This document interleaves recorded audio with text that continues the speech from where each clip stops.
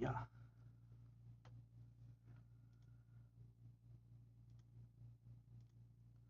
Alrighty then. Good morning, good evening, good afternoon, and welcome, one and all. Yeah, you were listening to that. Okay, hold on. Oh, I'll get it back. Jesus Christ. Just, it's like, yeah, I'm here. I'm ready to talk about some stuff and go through things. It's like, nah, we want the music, Dag. We were listening. God, we're all vibing. Come in and kill our vibes. What the hell? My hat's over there. It's fine. I don't need hats to read. Let me just check something real quick. That one. Okay, cool. I'll just copy that. And paste that there. And there you go. Let's make it a little softer then, shall we? Okay, cool. Let me know if the levels are annoying, but just let me know. But yeah. Also, I'm a little bit washed. So give me 2 shakes while I fix that. Sorry, this was a very impromptu stream, and I'll explain why in a moment. There we go, much better. Okay. Impromptu stream. Oh my god, impromptu stream. Why impromptu stream dagging? Because we are going to be going over the Starfinder 2nd Edition rules and stuff and things and what's in it, what to expect, what are my thoughts, a whole bunch of stuff. So yeah, gonna be taking 24 d6 of damage. Ugh. Yep, fair. Okay, so first of all, for those of you who don't know what Starfinder is the sister system for the Pathfinder role-playing game. And I say sister system mostly because it is set in the same world, though in days gone past now, Pathfinder 1st Edition and Starfinder were incompatible systems. They did not, you could not play characters from both of them, you couldn't do anything regarding them, but it's the same publishing house and the same world setting, same lore, same gods, everything was pretty much in sync. Now, at the rise of, I guess, well, should I say the winding down of 1st Edition and the rise of Pathfinder 2nd Edition, Starfinder actually was when Starfinder actually came out, and a lot of stuff got tested, a lot of stuff got played around with the Starfinder system that helped shape what would eventually become Pathfinder 2nd Edition. And when Pathfinder 2nd Edition came out, they had such a firm understanding of everything, plus the OGL nonsense, which we won't talk about because everyone who knows about it needs to know about it, knows about it's the thing. But when they did Pathfinder 2nd Edition Remastered, they had everything in place for their whole unique independent system, where when Starfinder 2nd Edition came out, they could do what they wanted to do from the start, which was to make a compatible system, to make something that is going to line up with the 2 games so that you can have fantasy characters in space, and you can have sci-fi elements to your fantasy world, and vice versa, like that's the whole thing. So yeah, that was why, and because I know a lot of people were asked around the time, why was Starfinder not compatible? Like, it clearly is something they wanted, something they did, but that was because they knew they were at the advent of a new system, and if you knew that, you wouldn't necessarily take Starfinder and make it backwards compatible with the 1st Edition system if you planned on moving forward. So that was pretty much the logic behind it. But now what we have, I feel, is closer to what they wanted Starfinder to do. Starfinder 1st Edition, in a lot of ways now, sitting here in retrospect, feels like a playtest. It feels like we've been playtesting Starfinder for like 4 years, and now we're finally actually getting to sink our teeth into the actual Starfinder they had in mind. So from what I've glanced so far, that's just how it feels, and that's what I'm getting from it. So yeah, we're gonna read through this. Basically, gonna do a page by page flick through. We're not gonna sit down and read every single word and stuff. But if people do have stuff that you want me to focus on or want me to dig into a little deeper, I will do so. That is the plan anyway. Why am I not? Oh, there we go. Okay, cool. Yep. It's a little. Hold on 1 second. Single. Hit the page. Thank you. Full screen. Better? Yeah, much better. Okay, cool. So yeah, anyway, like I said, we're gonna do a flick through. If you want me to focus on something and talk about it, we'll focus on and talk about it. If you don't, then we'll just keep flicking through. So yeah, there we go. You're interested in how we can integrate fantasy and sci-fi together. Well, I mean, again, there are many ways, OG, that one can do that. I feel like that's both a storytelling element, like, for example, cryogenically frozen Pathfinder characters, Awakening in the Future. You have a spaceship with aliens that existed. Like, for example, Neil can actually, like, how integrated it is mechanically. I've got good news for Neil, if Neil's fucking watching, is that we can finally actually add the Lashunta to his character. So now his Lashunta character can actually be a Lashunta character. So that's something I'm very, very excited to get Neil to do. Because, you know, like, that's what we've set out to do. So there you go. Okay, let's have a flick. Here we go. Hacha! Look at this. Border control. No. Alright, introduction. Character creation, leveling up, exploring the galaxy, religion. Well, tell Neil, Schoolie. Just tell Neil, just be like, hey, Neil, guess what? Lashunta are now a thing, and DAG wants you on Fantasy Grounds. Not right now, but, you know, like, anyway. Ancestries and backgrounds. Okay, we got the androids coming back, which is fantastic. The Barathu, which were the giant blimp jellyfish creatures. They've gone through a bit of a redesign, but they're back. The humans, you know, of course. Kasatha, which is our four-armed aliens, so, you know, good to see them back. Lashunta, as we mentioned before, which are our psychic characters from Castrovel. The Patra, which are the cat people. Oh my god. If you haven't done this, by the way, Paizo released an animated ad for Starfinder 2nd Edition for the release. I am not joking. I don't know what stock footage animation they ended up using and stuff like that, but it wasn't great. You know, I mean, I appreciate the effort that went into it. I appreciate that there's a certain amount of pride that goes into it, but you could absolutely tell there's like just a ton of stock animation that's gone into it, especially when there's like a scene where the Solarian iconic is like just rocking out with a guitar in the middle of a museum, with like a guitar or something.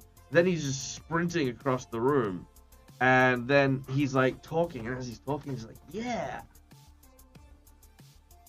And then he's running like this, you know. Like, yeah, it's very weird. His animations were just bizarre. And not just that, there was just a bunch of them too. But you know what? Hey, look, if they're happy with it, you know, like, good on them, you know, like, a thing. But I looked at it, I was like, oof, this whole ad could have gone without that animation thing. I get it was very pretty, but, you know, the thing, yeah. Slowly reintroduce Starfinder First Edition to my characters in the 2E era. Oh, I love that Crypt Walker. Yes. Nothing more exciting than updating your system and stuff like that. Oh, the translucent bar? Hold on one second. Can I move that, though? Hold on. Can't move it.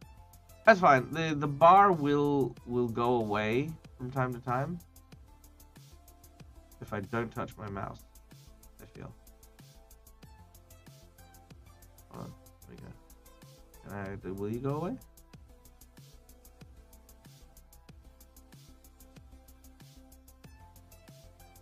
No. Can I hide the bar in any way? If anyone knows how to hide this bar, let me know. Or move it at least. Can I move it? Yeah. It'll be fine. Yeah, sorry. But, you know, well, yeah, like I said, this isn't a read thing. It's a skim through stuff. You know, we'll be getting through stuff. Anyway, let's, what was it? Yes, so, yeah, so we got the Pantra. We got the Shirin, which are the insect creatures that break themselves free from swarms, so good to see them back. We got the Vesk and the Skittermander. So cool to see the Skittermander go into the Iconics. Go into the core. I think that's really cool because obviously the Skittermander are to Starfinder what goblins are to Pathfinder. I know that Paizo tried to make kobolds the new mascot character. But I mean, goblins are cute. We like goblins in Pathfinder. Anyway, Skittermanders are also equally cute and fun. I usually treat them like Meeseeks on my games. That's just, you know, I don't know. I just feel like they suit. Then we have the Vesk, of course, the big giant war-torn lizard people. And for versatile heritage, we have the Borai, which are our undead coming back, and the new ancestry heritage, the Prismeni, which are associated with the drift crisis that was happening a little while ago. So, like, yeah, that's it as well. So, you know, there you go. Classes, we have the Envoy, which is obviously our celebrity, our mystic, you know, yada yada yada, magic and cleric-y stuff. Operative, which is our rogue. Solarian, which is our Jedi who can forge weapons and armor out of space and sunlight. The soldier, typical fightery kind of character. The witch warper, who is our like spellcastery thing, and some archetypes. Now, one of the things I noticed straight out the bat here is there's no technomancer. So that's interesting straight away, because I love the technomancer. It was my favorite class. I don't know why there isn't one. Nor is there a mechanic as well. So those two things being taken out of the core is a very interesting choice. Like, in terms of, like, are they going to be doing some stuff with new books on technology and stuff? Where have they gone? What are they, doing? Well, I guess we'll find out. So, yeah. We got feats, we got equipment, we got spells, we got playing the game. Yeah, which is pretty much hopefully going to just be Pathfinder 2nd Edition, just because obviously there's no guarantee you bought Pathfinder 2nd Edition, so why read 2 books for the rules if you're only playing Starfinder, so there you go. Let's see. Looks like they have augmentations, which I feel could function the same way as runes do in Pathfinder 2nd Edition. There's also upgrades as well, which will be interesting to see kind of how these all play together. Yeah, okay. Whew. Let's flick through then. Oh, look at that art. I do like the redesigns though. The characters, like Kidchek and Oboziah, which are the iconics. Oboziah used to have the big Doshko with the like laser axe type thing. I like the fact that he's now got the double barrel, pulse cannon or whatever. Makes him feel a little bit more heavy hitting, I feel, than the axe did. The axe kind of gave barbarian vibes, whereas this gives soldier vibes. Yeah.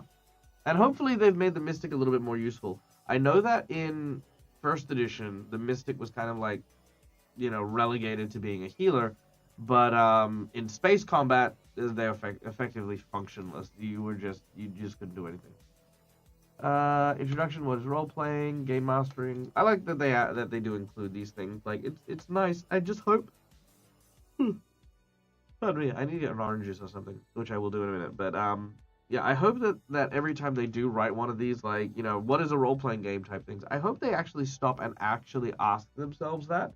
Like how the times have changed, like just culturally, what is it to be a game master changing, a whole bunch of stuff. I hope this modifies as time goes on. Basics of play, defining your character, creating a narrative. Cool. Ah, look at that little Petra playing games and stuff with no friends. Just like me. Okay, then we got the encounters, some downtime stuff, which, I mean, I imagine they'll have the exploration, downtime, and combat-based narrative stuff. So, key terms. I don't think there's any new key terms here that I can see. Nope, they're going to be using proficiency again, so that's easy. Yep, there you go. And then we got examples of play. I'm not going to read through this, but, there you go. Using the book, you got each of the different books and stuff. Easy. Formatting the rules. Okay, yeah. Understanding actions, single action, reaction, free action. So, yep, 3 action economy, just as before. Looks like the layouts are pretty much the same as well, if you can see there. I mean, whatever's not. Oh, hang on. Wait. What are you? You are not a robot. Oh, you're what's left of Phantom on that. That's what that is. Aha, there we go. I got it. I fixed it. I found the thing. Family IT. I got it. Anyway, you can see the layout there. It's, the name of the thing, the level of the thing, traits, prerequisites, frequencies, triggers, all the stuff. The layout of actions and stuff look almost identical. Well, pretty much identical. Actually identical. It's probably identical. Okay, cool, interesting. Okay, creating a character, you're starting off with a concept, you build a character, blah, blah, blah, blah, blah. 6 basic stats. Ooh. Select an ancestry. Okay, here we go. Character sheet. Let's zoom in a little bit and have a look at this character sheet real quick. Okay. Looking at it just as is, it looks pretty much exactly like the Pathfinder one, with some design changes, because obviously you can see the melee and the ranged symbol changed. Instead of an arrowhead, they've got bullets. Instead of an axe, they've got what I presume is the Doshko. Cool. Okay, yeah. So look, it looks like there's 2 new skills. We've got computers as a skill, and we have piloting as a skill as well. There are 2 new skills, which in itself, and I want to just say this for the record, in itself, would change the economy of skill-based abilities if they add 2 more skills. It does, very faintly, but it does. You know. I just want to go on record and say that I hear you people. I get it.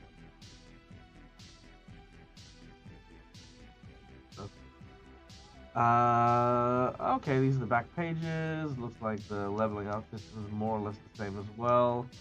Skill class, general class. Actually, no, give me 2 seconds. First of all, let me go get a drink, and then let me actually read and see if this is the same. Because I'm curious if it is the same, like, leveling up.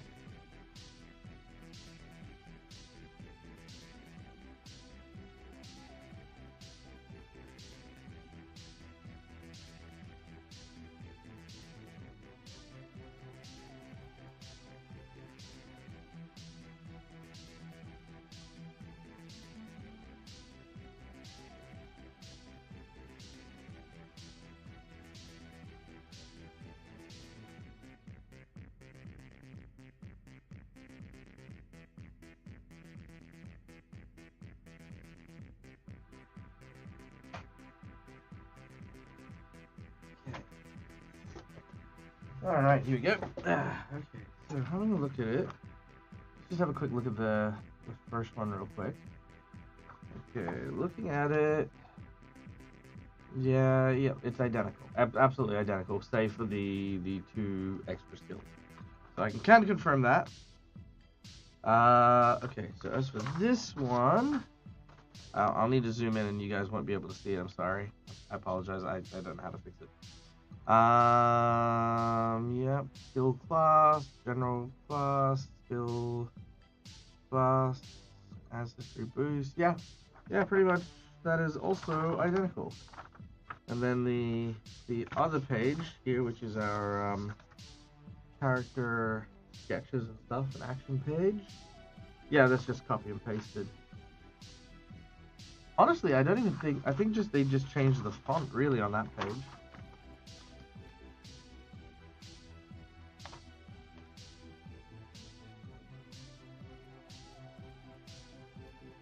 Oh, but there's no spell page. Interesting.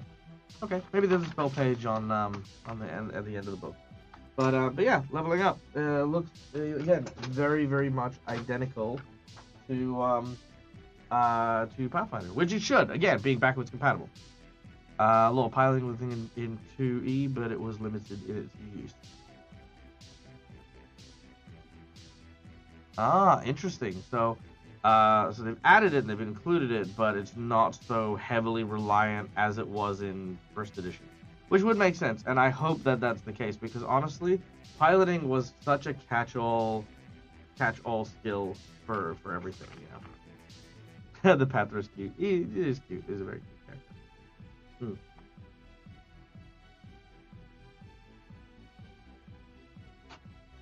I just like that the Panther is like looking at weapons while the Sharon's just picking out a wardrobe. Okay. Attribute modifiers, buy equipment, calculate modifiers, finishing details. Bob's your uncle. Okay, here we go. Again, we went over all of this, so we don't need to go over it again.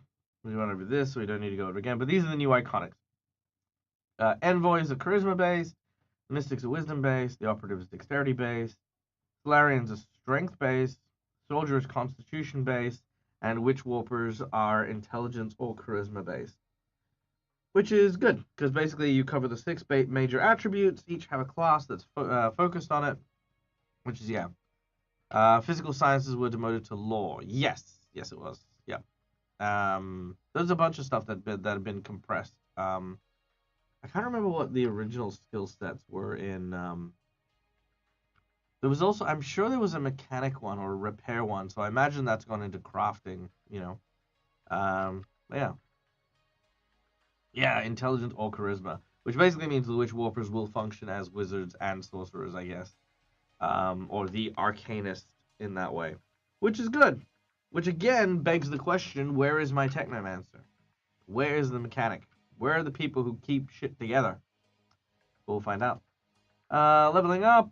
Yep, pretty much tells us about leveling up, exploring the galaxy. Okay, here we go. So this is just world lore.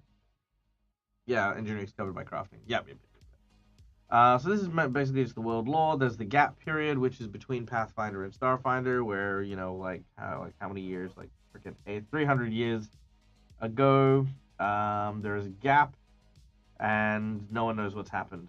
Apparently, there's a book. Apparently, there's a book that's delving into it that's just been released as well. Something the Eclipse or whatever. Yeah. We then get to see all the different world bits and pieces. Castrovel, which is where Neil's character is from. Got some details there. Yep, all the different worlds, which is great. Cool. Happy to read that later on. Near space.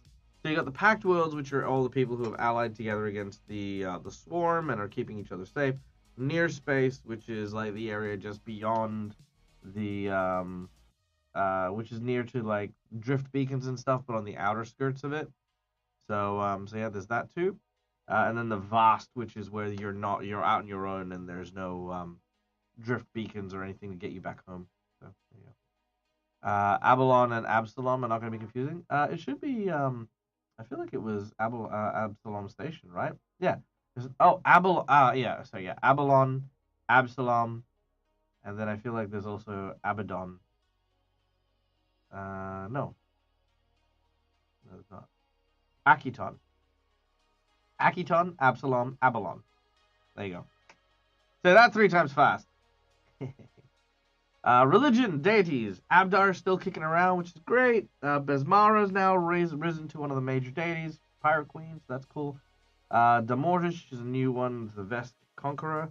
The Devourer, which is the Star Eater. Now, a lot of people are saying that the Devourer is Rovagog. At least that's what I remember. Could be wrong, but, everyone's saying that. Lotru, the Hidden Truth. I don't remember that one. Hylax, the Forever Queen, which is the Shuren God. Ibra, which is Cosmic Bodies. I don't remember that one either. Labatwin, the Polyphonic Collective. Also don't remember that one. Lao Shupo, the Grandmother Rat. I do remember that one. Lysala. Oh, that means we've got a Rune Lord present. Because she's the Rune Lord God. And she's one of the major ones here, so that's interesting. Mel, Dancing Fury. Don't remember that one. The Newborn Octum's Child. Interesting. I'm curious about what happens there. Oros, the Agents of Change. Don't remember that one. Pharasma, Goddess of Death. Talbot, the Storyteller. Don't remember that one. Triune, of course, from the Iron Gods adventure. Urgathoa is back. Nice. Waydan, I do remember Waydan from the previous one. Yzriza, I don't remember that one. And Zon Shaylin. Spoilers! Zon Shaylin, the reunited deity of Shaylin, the Eternal Rose, and her estranged brother. Together, the siblings represent the concept of overcoming suffering through art, finding beauty in the strange and unusual places. That's cool and creepy. Zon Shaylin, Jesus. Okay. Then you got other faiths: Atheism, the Battle Saints, Cycle, the Green Faith, the Prophets of Calistray. Geez, they're still around? Okay, cool. All right, well, there you go. So yeah, we got some lore stuff. Now, there is the Starfinder Galaxy Guide that does go deeper into a lot of this stuff. And that is already available for purchase if people are interested. But yeah, there you go. That's cool. All right, Ancestry. We have the androids. Low light vision. They're constructed. They have common languages. That's kind of cool. Again, we're not going to read through all of this just yet, but let's have a quick squiz. You got android lore, emotionless, internal compartments, memory recovery, nanite surge, which was always a fun one. Night vision adaptation, quickened processor. Nice. So you've got a lot of body modification inspired stuff here for your feats and stuff. And for the most part, you are you get bonuses against things that would normally affect biologicals. But it does seem like it's only a bonus. You don't actually get immunity, so you are still subject to disease and poison and radiation, but you get a bonus against it. Also, I don't see anywhere here where it says you don't breathe. So yes, androids are our typical synthetic humanoids, not our full-blown robot. I'm pretty sure. Maybe if there's... Yeah, internal respirator, so you can hold your breath for a long time. But yeah, you do still need to breathe. You do still need to eat and all that other stuff. Yeah. All right, the Barathus. So again, these are our giant blimpy boys. Let's see, genetic adaptation. You can reshape your body to adapt. You can retrain your ancestry feat within a day instead of a week. That's interesting. That's, yeah, to turn that into a feature to actually be able to modify yourself. That's kind of cool. And limited telepathy, which, yeah, makes sense for them. Yeah. Okay, so what do we have here? Adaptable limbs, so they can change the shape of their limbs and the like. Adaptive locomotion, Barathu law, dark vision. Good spiked weapons, grabbing tendrils, immunize against diseases and poisons, tentacle whips. Nice, okay, cool. Vent gas. Nice. Okay, cool, yeah, so the cool thing is a lot of this is definitely what I feel like these giant floating jellyfish people should do and should have. Temporarily merge with the body of an adjacent creature. Nice. Your body shields the target from harm, granting them greater cover, though you don't gain cover. Your body doesn't obscure the target or block line of sight. Interesting. That's cool. Their base move speed was supposed to be very low. Their base move speed is 20 foot. Oh, their fly speed is 20 foot. Their hover speed is 5 foot. So I think it's like, I mean, what's the difference between a hover speed and a fly speed? I think what it's saying is that you're 5 foot. If you, for whatever reason, can't fly, you will be just basically hovering at a very low speed. So, yeah, I mean, honestly, I don't see that as being a drastic problem, really, you know. They're basically blimps. So them being slow is not, you know. Yeah, hover's supposed to be ground speed. Yeah, that's what it seems like. I love this, by the way. This thing that reminds me of Baymax from fucking Big Hero 6. Hell yeah. We get extra languages. And we get the versatile attribute boots with no penalties. So that's humans. Interesting. I'm curious to see if they've changed stuff. It looks like a lot of this stuff is the same stuff that you get as a human in 2nd edition Pathfinder. So there's that too. Okay, Kasathas. Forearmed. You have forearms which allow you to wield and hold up to 4 hands worth of weapons and equipment anytime in pair of hands designated as your active hand. You can change designation by taking the switch hands action, which is a single action. You can wield items with only your active hand. Interesting. So if I've got 4 arms, I can have 4 guns, but only 2 arms are considered to be active. If I switch arms, I need to take an action to do so, which I guess only gives you the advantage if you have 2 objects in the 2 extra hands. If you only have 1 object, there's no difference as taking an action to take out a different item or take out something else. So there is that. I don't mind that. I mean, I'm pretty sure that there's going to be a way that you can improve on your 4-armed use, but yeah, at present it's like, kick out the weapon, fear. So these guys are also supposed to be very monk-esque, so you know. All hands on deck. You count 1 additional pair of hands as your active hands at the beginning of your next turn. Choose which set of hands remains active. Okay, cool. Once per day. Okay, so once per day you can use all your hands simultaneously at level 9. I don't know, that seems a bit... I hope there is a way to, like, increase that from once a day. Oh, it doesn't look like there is. Yeah, shame. Shame. That's okay. The Lashunta. Okay. I'll be back in 2 seconds to go over the Lashunta because I do want to get a good look at this one for Neil. But I've just got to go and hit the phone real quick.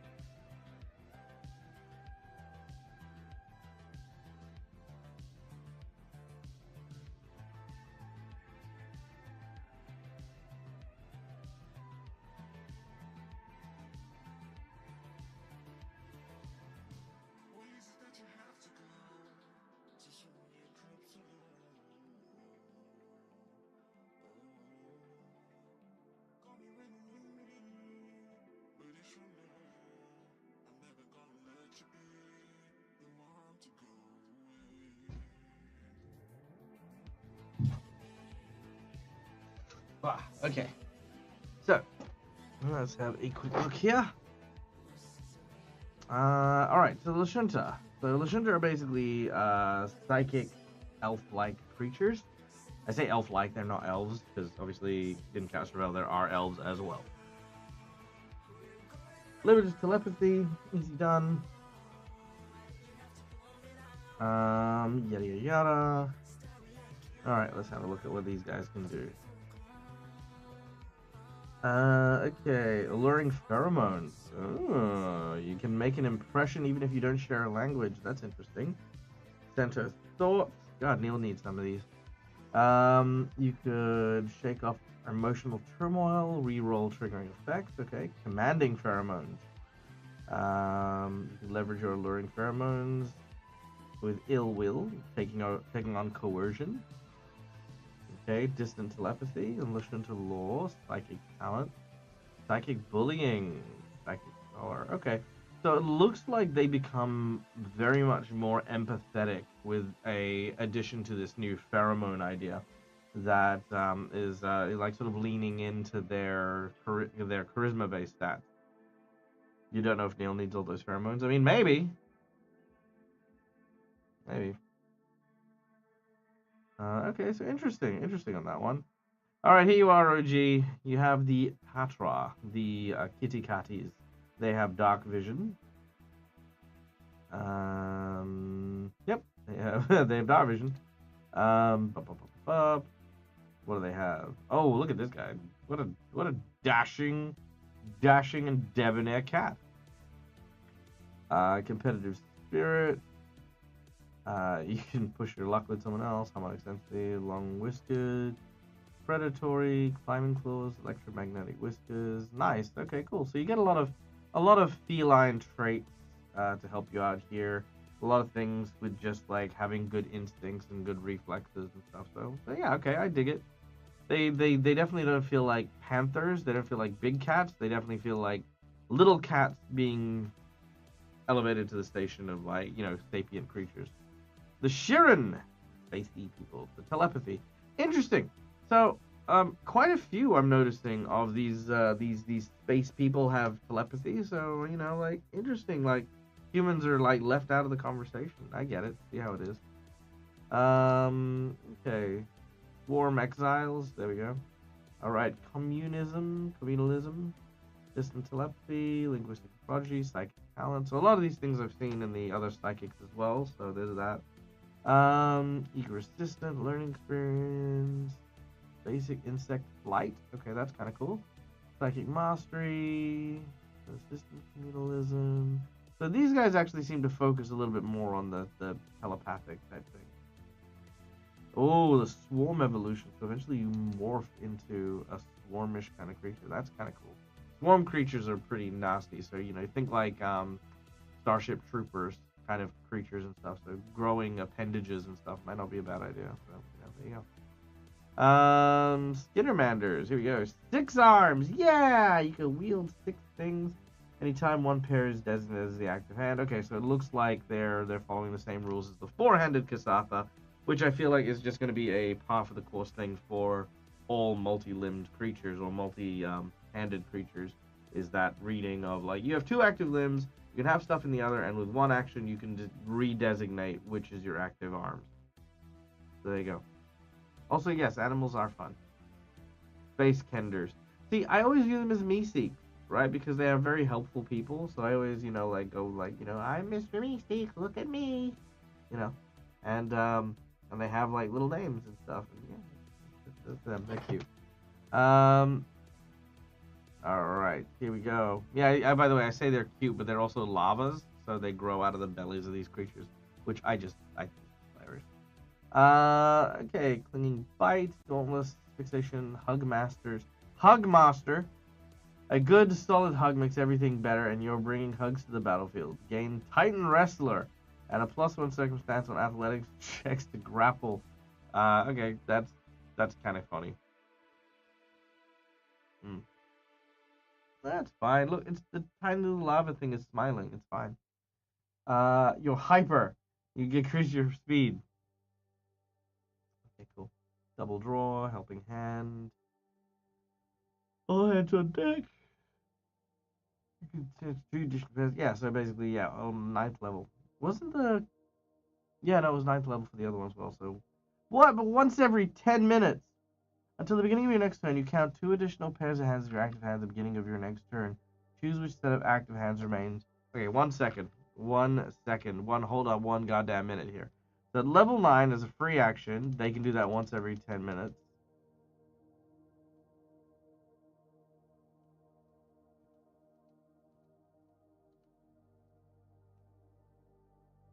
And the Kasatha, with the same feat, is once per day. Why?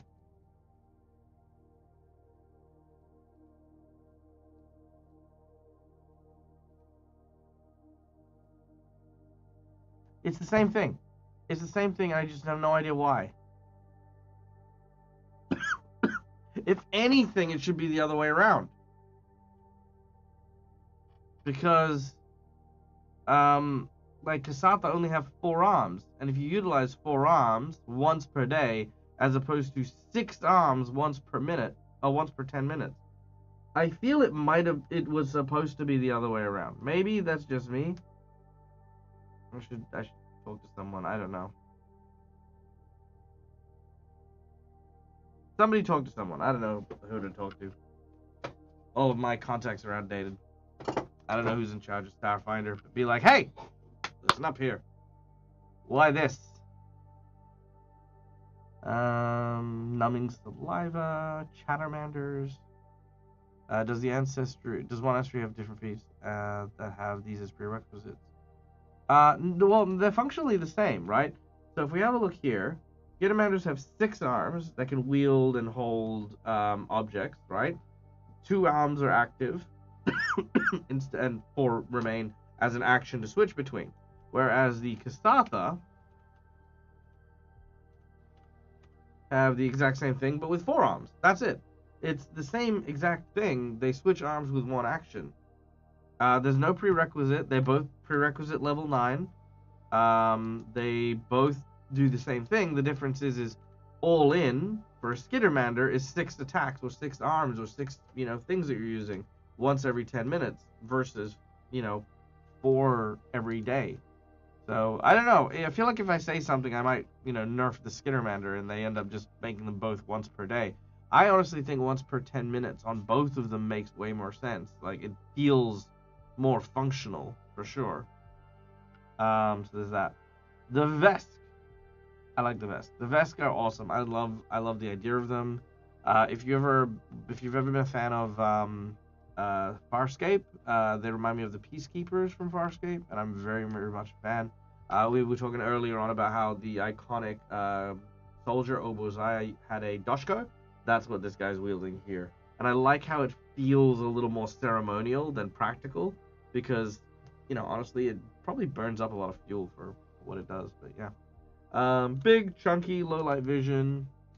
Yeah, cool. Armored ace, brutal anatomy, command tactics, fearless. Yep, these are all warrior things that you'd imagine these creatures would have. Yeah, so yeah, Farscape was really good. I love Farscape. Blood sense, terrifying bravado, eager combatant, opening roar. Yeah, I love these. These just feel very, very. I don't want to say orcish. They feel very just they feel like they are the strong race, which I like. The Yosoki! Here we go. Sharp teeth. No more pouch cheeks. Okay, fine. Be that way. You got a bite attack. You got low light vision. Okay, cool. I dig it. Long snout Yosokis. Cheek pouches. There we go. First thing you can get back. Haha. You can store things in your cheeks. Grandmother's Law, which would be Laoshu Pole's teachings. Yep, cool. There you go. Nimble tail, so you get a prerequisite. You get a prehensile tail. That's kind of cool. Tinkering fingers, nice. Okay, cool. So again, we got a lot of stuff leading towards the tail, the teeth, the sort of little hands being able to do finer crafting and stuff like that. I like that there's a tie-in to like the deity stuff as well, like with the grandmother rat. That's kind of cool. All right, very nice. And here we have versatile heritages. So that's cool. So we have the Borai, which are our undead characters. So if you are a Borai, you get to pick from a bunch of stuff. Let's see. Soul Shields, Headstrong, Necrotize, Stealth Gaze, Borai Lord, Death Touch Caster, they all need the dead. Yeah, so very much undead necromancy sort of vibe to this. Cool. Now, I don't think you're actually dead, mind you. You've returned from the brink of death. Yeah. So you're not actually undead, but you're kind of a mixture of both, So you don't get many of the benefits of being the full undead, but you do get some benefits to resist the cold of the grave. So that's kind of cool. Prismenes are suffused with energy from the drift, a recently discovered hyperspace plane, and are spiritual kin to the Spectra who call the plane home. Whenever they go, wherever they go, and whatever they do, they always carry a fragment of the drift inside them and can access the plane through their internal connection. I like that. Partially resurrected. That's a good, yeah. The mortally challenged. Instead, yes. Now, lava being that's very true. Okay. So what do we have? We got drift touch. You were born or just stayed inside the hyperpure. Shimmering field appears steady for straight lines. You can conceal yourself in the shimmering mist. Okay, that's cool. Spectra souls. You can communicate mentally with Spectra. That's very specific but interesting power. Triune's Chosen. You get the old code stuff. Data Jockey Living Battery. Oh, that's cool. Familiarity, Drift Hop, Electrical Shielding. Nice, cool. So this feels like the like a bit almost like a race of space wizards. You know what I mean? Like a lot of technology based stuff, a lot of stuff involving with the drift and things.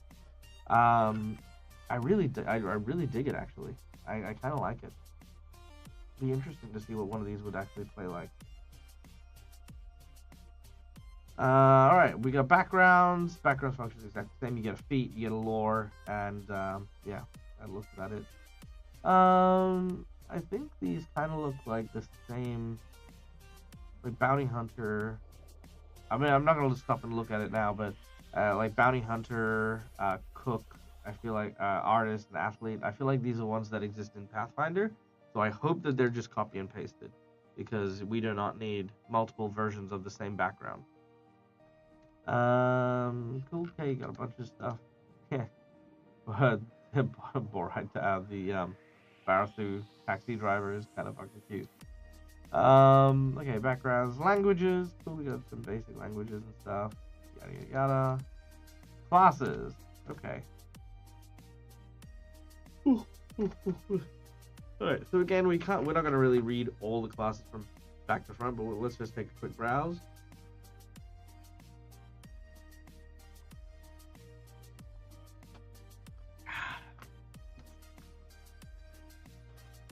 Alright. Envoy. Charisma, 8 hit die. Yep, that's pretty much what I'd expect. Get to him, in position, moving allies, coordinated ambush, radar, fast partner. Interesting. Just out the gate, this kind of reads a little bit like a variation on the commander, like a more, instead of like a military-based character, but an actual inspiring and like sort of encouraging character. This definitely feels a bit more like a captain of a ship as opposed to like a commander of an army, which I think is actually kind of cool. Yeah, leader's confidence. There we go. Cool. I like it. So I like that they've almost shifted the envoy from being the celebrity bard kind of character to the sort of sky captain leader character. So that's really cool. Change of plans, don't you die on me. Yeah, see, like lots of this stuff like really screams that kind of like spacefaring hero. I can definitely see this becoming a very popular class for sure. The Mystique. Again, I'm kind of imagining a cleric, but here's the interesting thing. If Starfinder is compatible with Pathfinder, then there's no necessity to try and recreate the Pathfinder characters, you know? So the Mystic, while it was very akin to the Oracle or the Cleric, I wonder if they've changed that a little bit. Because you can just have Starfinder Clerics. Mystic spellcasting, network spells, yada yada yada. Spells. Cool. Okay, so you've got your connections. Your Akashic, Elemental, Rhythm, Shadow, Healing. Okay. So it does still feel a little domainy. It still feels like you still have your disciplines that you would with a your discipline or your mystery. For sure. Harmony. What's harmony? Oh, when you're transferring vitality. Oh, okay, cool. So you're sharing. So this is about sharing that connection with other people. So that's the difference. Is a cleric has a domain that they focus on and draw power from. An oracle has a mystery that they're exploding and unveiling. The mystic is sharing their connection to this what do you call it? Yeah, sharing their connection.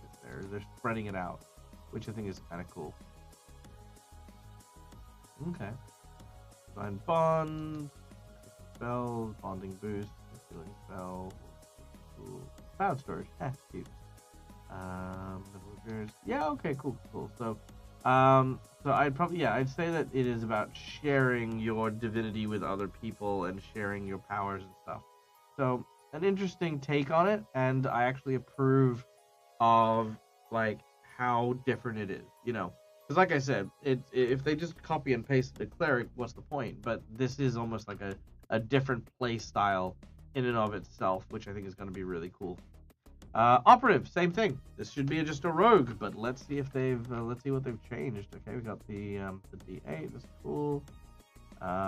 Wow, they start as experts in both martial guns and simple guns. That's interesting. Very rare to have someone starting in the expert category for stuff like that. Okay, so let's see. Sharpshooting, aim. You can take an action to aim and get some precision damage on your stuff. Cool, interesting. Specializations. You've got your ghost, your sabotage, your armor, your sniper, infiltrator. Okay. So they haven't changed a great... I mean, when I say they haven't changed a great deal, the playstyle looks very similar to the original operative, which I suppose is still different from the rogue in a few ways. I feel like there's less emphasis on... like thievery and the criminal side of things, and more in the vein of espionage, which I think it's a very thin difference. But I mean, the only way I would really be able to find out, they don't get the rogue skill progression. No, they don't. But what do they have instead is the question, Lava. What do they have that makes them unique? Because the thing is, if I look at, like, I can make a rogue sniper, I can make a rogue stealth expert, I can make a rogue saboteur or an infiltrator, you know what I mean? So looking at these powers and abilities that come along with them, like, I'm fairly sure there's even a rogue skirmisher build for some reason. It's just in the back of my head. So the question for me becomes, what is it that the operative offers that's unique to the operative, you know? Like, why play an operative instead of a rogue? So looking at a lot of this stuff, I'm seeing a lot of like gunslinging things, which is kind of cool. So I am like seeing a lot of stuff is like aiming and shooting, getting additional attack progression. Yeah. So maybe it's akin to a fighter, a more fighty version of the of a rogue than maybe, perhaps, because a lot of this stuff is very combat focused. At least is what I'm just cursory glance seeing. A lot of it circles around the gun coming in and navigating a battlefield. Hey, Votario, welcome in. Okay, interesting. Grazing shot, lining up, overwhelming shot. Yeah. 360 no scope. Woo! You fire shots past devil. You parkour. You can aim and then make a ranged strike with the gun you're wielding in this moment. Nice, love that. That's cute. Bullet fever. Yeah. So I don't know. I feel like, I mean, now I want to see the gun. Now I want to see the soldier. Because yeah, these, like I said, these guys feel like fighty rogues. Solarian. There we go. He's wearing goggles. Anyway. Yeah. Okay. So my thoughts on the operative.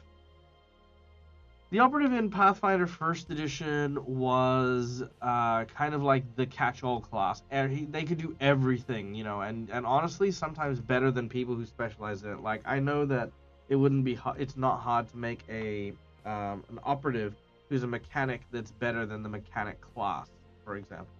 I knew that was a very common problem people had with operative. In this one, I don't see that problem, which is great. Straight up the bat, it's good that they can't just replace everyone. I'm still trying to find what their foot is, and like I said, the fightery or the damagey kind of rogue is where I'm leaning on, because there's just so much stuff to deal with, like actually gunfighting, gunfighting and mobility. So I think that's it. A mobility gunfighter, and I think it's gonna be good. Again, remembering that Pathfinder also has rogues, it also has gunslingers and stuff. So I'd have to see one played, I think, before I can like lock in like what's unique about it personally. Then we have the Solarian, which is our Jedi that can conduit stellar forces and create things made of starlight, which is cool. Attuned, so this is kind of like your kineticist thing where you like, you know, manifest your powers. Graviton or photon attunement with your flare and your nimbus. Cool, cool, cool. That's cool. Create your Solarian weapon. And now you can actually create, now it's got rules for creating a weapon, which I think is cool. That's really rad. Okay, then you got your expertise in your things, yada yada yada. Okay. Binary zone, hampered fire, solar shield, weapon. Okay, okay, okay. Looking at a lot of this stuff. Yeah. I think this kind of touches very lightly on a Magus, I feel. With a focus on being able to switch between melee and a mid-ranged kind of thing. But it looks like a ton of the flavor of like actually having a flaming star fighting for you is definitely made a point here, and I actually really like it. I think it's really cool as a play style. I mean, you can even see here, you know, like with part of it being melee and part of it being ranged. I think it's just a really nice and versatile class there. So yeah, not bad, not bad. Dig the Solarian, think it's cool, and I think they've made it at least a lot more digestible and a lot more simple than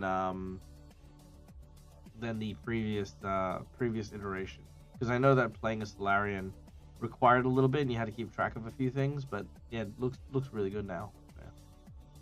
Yeah. Maybe operatives good with computers if they can't sneak out. Maybe they can shoot their way out. I mean, maybe, yeah. All right, here we go. Freaking soldiers, D10s. We love it. Well, 10 hit points. We love that. And are they experts? See these guys. Look at this. They're not. The soldier isn't an expert in these weapons. They're trained. So like I said, that's the thing. Maybe they are the like Starfinder gunslingers. Maybe that's what their role is.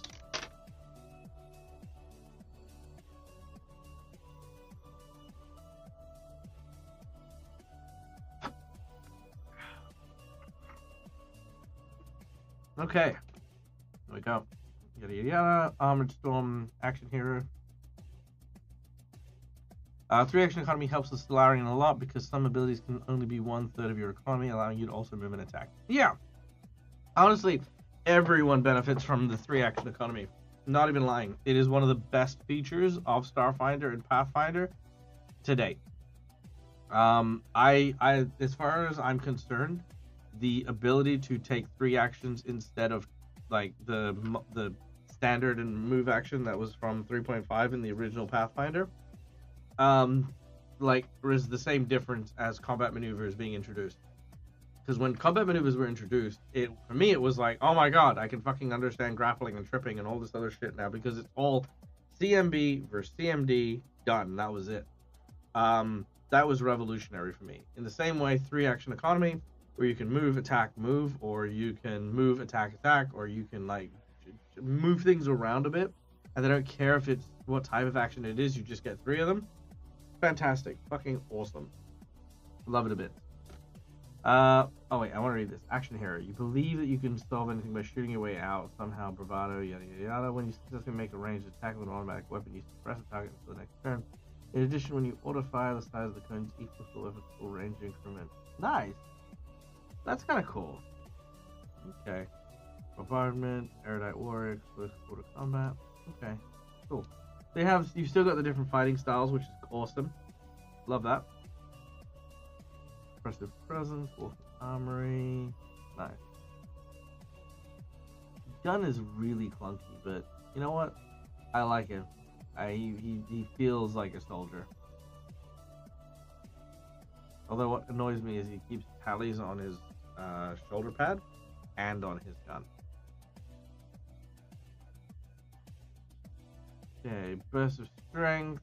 Pin down, ready reload, whirling swipe. Okay, cool. Cool. Another run, you have to go through me. Stop pushing salvos. Okay, cool. So I'm getting that the Oracle is more of like a specialist gunslinger, and this guy is more of a grenade launcher, heavy weapons, heavy assault, heavy armor. This guy is every sense of the word tank, I think, is coming through when I'm looking at the soldier here. And then we have our Witch Warper, which is our Arcana. Warp Reality, Quantum Pulse. Okay, cool. Yeah, cool. Okay, spells. This is the paradoxes. So you have anomaly. Interesting. Okay. So again, these just feel like speciality versions of a wizard for the most part, and a lot of your things are just adjusting your spell casting and your spells themselves. Interesting. Okay. Let's look at archetypes. We got the Envoy, the Mystic, the Operative, the Stellarian, the Soldier, the Witch Warper, Starfinder, Field Agent. Heck yeah. Ah, man, you are the cutest fucking thing. Okay, whatever. Damn you, adorable bastard. Still no freaking. Yeah, that's it. That's the only other non-base core one. So no Technomancer. Where are you, Technomancer? I guess we'll find out. Okay, so then we got skills, which I feel is most of our regular ones. We talked about that. Okay, so we got interesting. Yep, so it's just gonna break down all the skills and what you can do with it. Feat. Okay, it looks like the feat structure is basically the same as well. You've got similar abilities like Assurance and stuff that I can see here, and Barricade, which look, at least from the surface, like they just are copy and paste, which is amazing.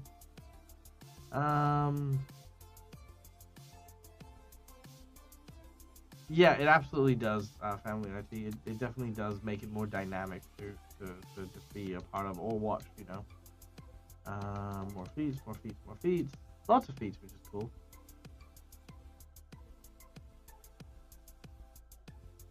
Equipment. Okay, so bulk is still a thing.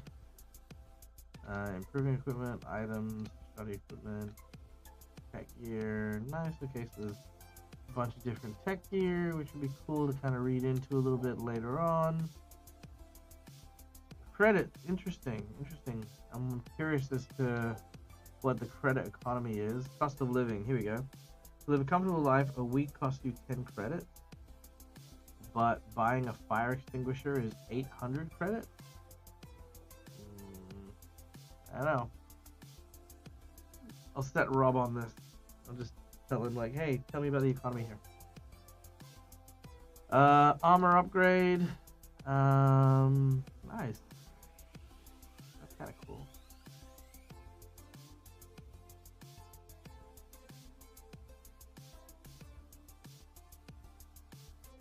Maybe it's just me. Why is some stuff like make sense, like money wise, right?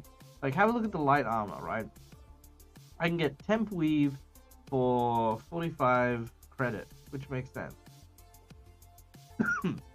But the armor improvement you get from a level 0 to level 5 is 1600 credit. That feels like a lot. Reusable commercial fire extinguisher, maybe. But yeah, it feels like a lot. It feels like a big leap in the cost of stuff. So I'll have to be sure to take a look at that. That's cute. Phase field. Okay, weapons seem to function the same, which is fine and dandy. Lots of pretty pictures. Love the pretty pictures. Melee weapons.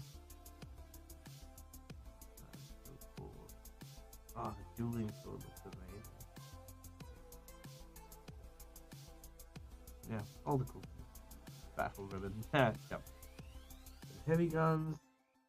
Oh, look at that street sweeper. Jesus, that looks okay. Armor upgrades. Cool. Weapon upgrades. Sweet. Grenades. Magic items. Interesting. Nice. Augmentations. Oh, yuck. The Venom Spore? That's not a thing. Magitech? Okay. Cool. So there's an emphasis on like implants and cybernetics and stuff like that, which I'm glad they're touching on, but they're not going too deep into. It gives me hope that there is going to be some sort of mechanical book, which might go into that a bit more. Spells, focus spells, casting spells. Yep. So I've already had a chance to look at some spells because I made a Shirin cleric with spells from both this list and the other the actual normal one, because this still is defined by divine, occult, and arcane and primal, so you can still pick and choose stuff. So yeah, backwards compatible completely. Spellcasting, yeah, it's fine. There's nothing wrong with it. So that is cool. Ooh, that guy's really rad. I like him.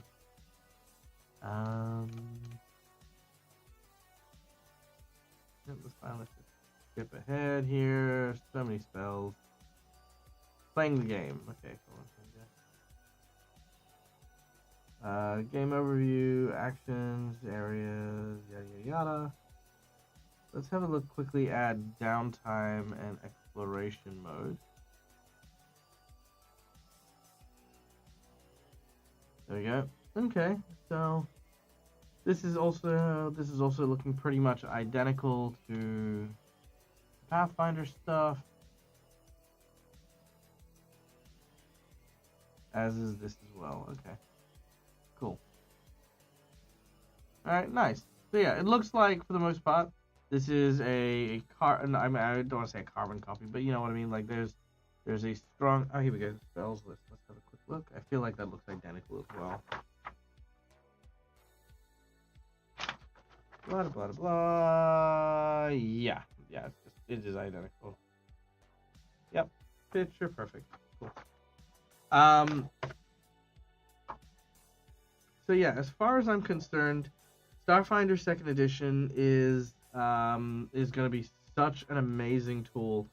It's going to be awesome to get to actually see everyone. Yeah, we got the GM core coming out and the Alien core. Alien core is going to be very important. You know, for that.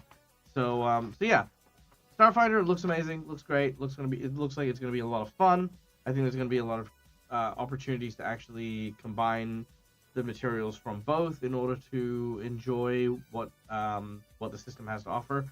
I think it's gonna suffer the teething issues that I think Pathfinder did, but not so much, because here's the thing. Even though the Player Core and the Galaxy Guide are the only two books out, you can still use the Pathfinder monsters, Pathfinder 2nd Edition monsters, to build and make games for Starfinder 2nd Edition right now. So you can already start playing. Because obviously if you don't have any encounters, what are you going to do? You build characters and call it a day?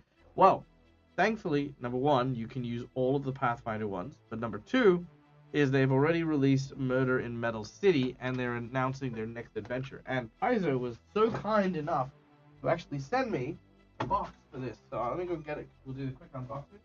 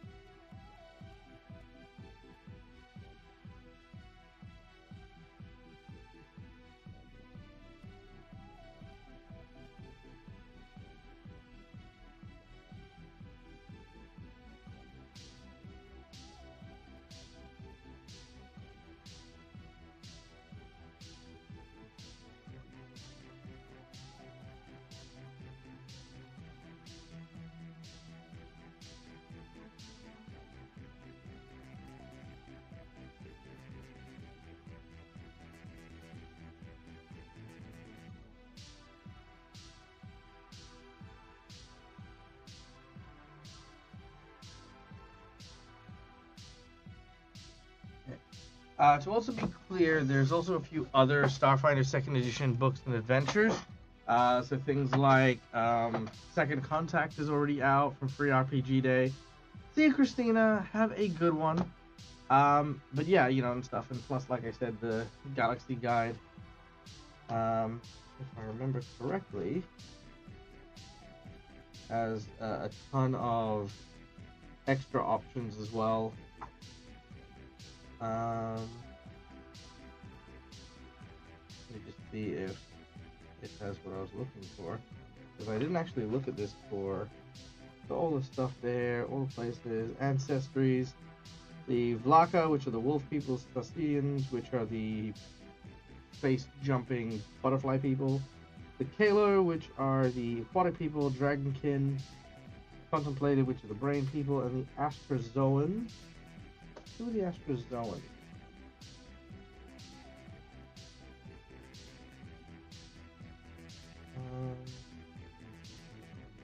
Shifting skin. Ugh. No clear origin. Malleable bodies. The shapeshifters. Ooh, okay, there you go. Oh, they were the starfish people. I remember them. They have no form though in this one. So there you go. All right. Anyway, last thing I'm gonna do today is we're gonna open up this box, which is being cut out. But yes, it is the Murder Metal City book. So let me bring this down real quick, so you guys can witness the unboxing stuff. You know what? let me get rid of my green screen. Here we go. There we go. That way you guys can actually see the damn thing. Okay, so again, so Paizo was amazing to actually send this to me, and because I was feeling some major FOMO from not being able to go to Gen Con this year, so this came as a very pleasant surprise. So this is the deluxe adventure kit that comes with it. So first of all, it smells amazing. Box is very neatly packed. Okay, comes with what looks to be a ton of character cards. Yes, my love. In the bathroom, in general. Like 10-20 minutes. Okay, so we got some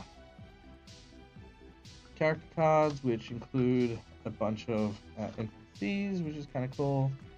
There we go. I mean, I'm not going to show all of them because obviously they'll contain spoilers, but that's really cool. I do love the designs. They have question marks on the back of them, so I'm curious as to if this is one of those like choose your own adventures. So you'll actually get to like, so the criminals or the person in charge will change. So that'll be interesting. Here we go. We got a bunch of items. There we go. Just a ton of like really cool items. Hey, what's up, Nerdwitch? Good to see you. You caught me at the end of DAG Reads Starfinder, and we are now just unboxing the Murder in Metal City Deluxe Edition, which they sent me. So yeah, good to see you guys. Hope you guys are doing well. What is effectively a board game is fairly reasonable. Yeah. I mean, honestly, it feels that way. So yeah, some really cool picture art there, and then we've got like some character tokens. So all the really snazzy people tokens. So that's kind of cool. I can see some gremlins. There they are, little bastards. What else is there? Glitch gremlins, Ferroic oozes, some goblins. Yeah, okay, so that's cool. We have a flip map, which is awesome. I'm not going to open it up fully, but you know, you got like an ice side, and then you've got like what looks to be a spaceship or an internal vessel, which is kind of cool. So that's kind of neat. Invitation to Analog. Interesting. Okay, what's this one? Oh, these are the what's in the comm units that you guys get for different characters and stuff. So depending on who you're playing, you get a specific handout. So the handout actually comes with it too. It's very thin and very glossy. So that'd probably be my only like criticism about it, is this looks like it'll not only break, but you know, it'll crease, it'll bend, it'll, you know, I kind of want to, you know, as soon as I touched them, I was like, I kind of want to laminate those. Oh, nice. Okay, cool. So we got all the character sheets already done and dusted for the characters that you're gonna play. Exact same thing I was saying before. It's made of that same material and stuff. Hey, Immersion, good to see you, buddy. Hope you're doing good. We're doing an unboxing of the Murder in Metal City adventure. So there you go. So yeah, character sheets all done and dusted. They you know, they actually look really cool. Actually, you know, honestly, I actually don't mind this you know, sort of what's it, horizontal layout for character sheets. That actually doesn't look too bad. So there you go. But again, same material, so I kind of do want to to laminate them. They're already bent just from me holding them. Then Murder in Metal City, which is the adventure. Which is, yeah, just a pretty standard looking quest adventure. I feel like this would be perfect for like a free RPG day or like, you know, a showcase. But more importantly, we got some monsters in here, which is great. So the start of building the collection. I am curious though.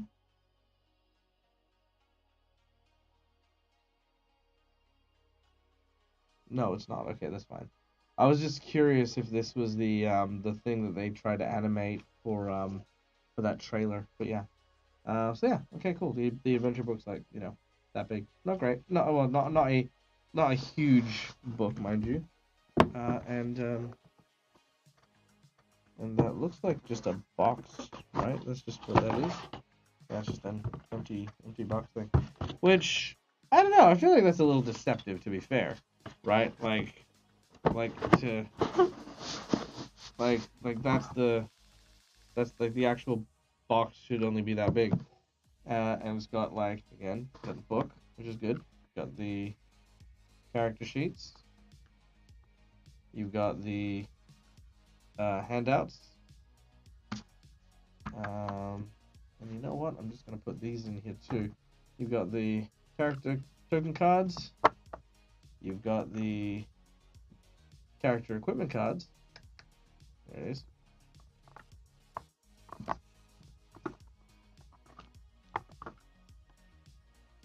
And you got your flip map. And you got your tokens. And that's it.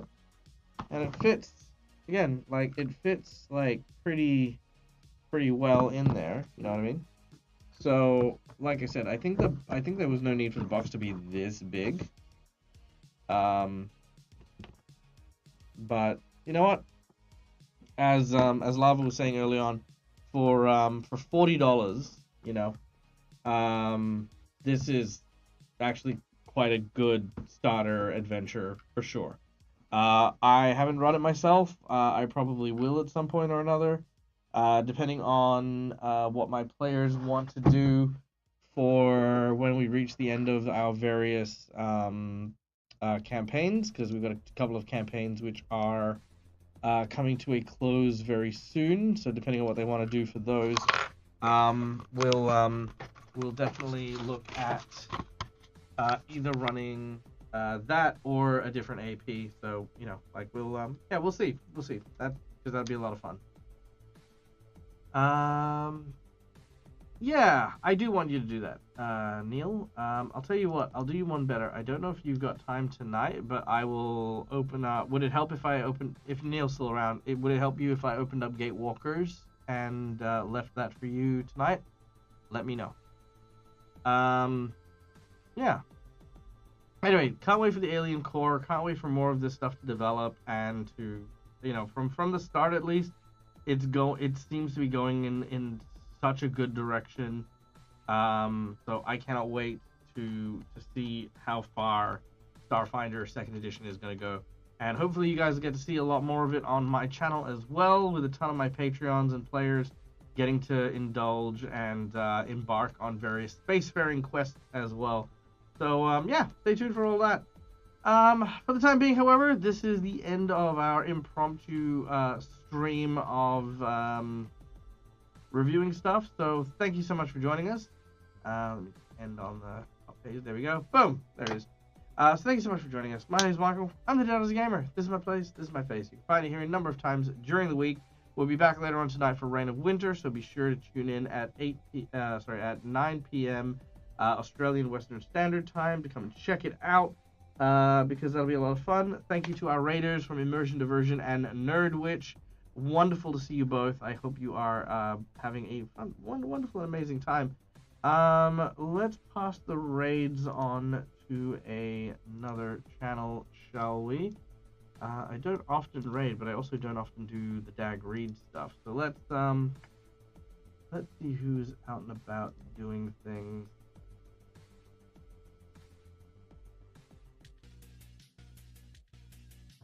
Let's see who is doing stuff.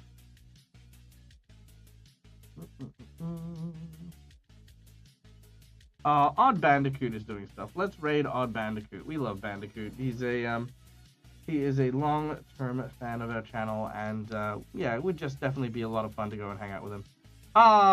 Sorry, Maddie. Well, you know what? Just, Maddie, I hope you're doing well. I hope that you have a blessed day filled with awesomeness and amazingness, and a very special message to you. I hope that the rest of your week is equally as fulfilling and exciting. So there you go. Enjoy. All right, guys. Peace out, and we'll talk soon.